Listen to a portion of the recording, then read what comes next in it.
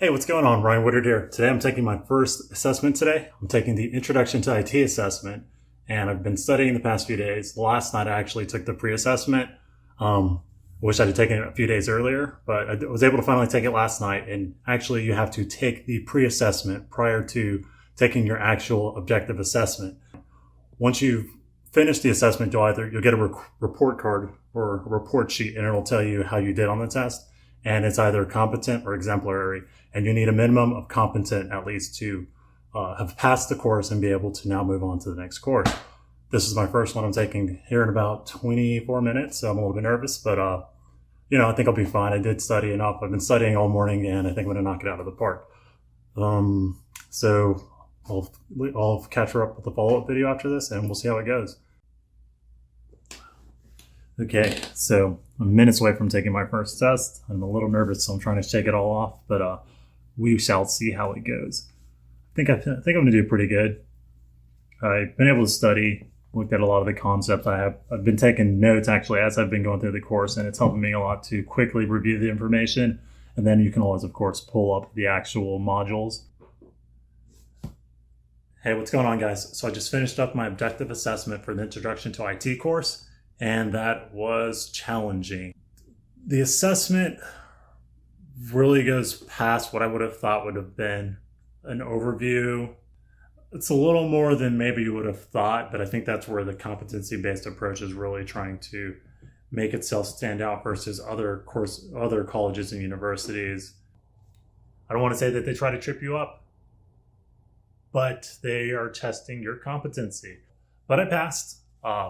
When you finish your assessment, it gives you a report sheet that says where you're competent, where you're exemplary, or where you're approaching competency. And I think there was one category, computer systems actually, believe it or not, where I was probably a few points shy of being competent. But everything else, competent, exemplary. And this report sheet that I was just talking about, you get the same sheet when you do the pre-assessment. So in terms of the difficulty of the test compared to the pre-assessment, they were about the same difficulty, I'd say. Like 1 of 4 down, and I've got 3 more courses to go before the end of August. So I've got about 4.5 weeks actually. I'll be taking web development foundations on Friday, so that'll knock out 2 of my courses, and then I can focus on Calculus 1 and Network and Securities Foundations through the rest of August, and should be finishing those up at the end of the month. Network and Securities Foundation, I'm really nervous about just because I know how hard that course was, but maybe since it's already in depth, the assessment will reflect the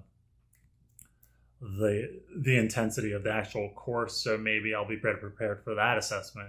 As long as I keep taking, really good notes. I take my notes by hand just because I feel like that you're learning and retaining that information better. There's something that happens when it's more of this kind of haptic writing down on a piece of paper, rather than if I was just copying and pasting from the course modules into Notepad and then trying to review later.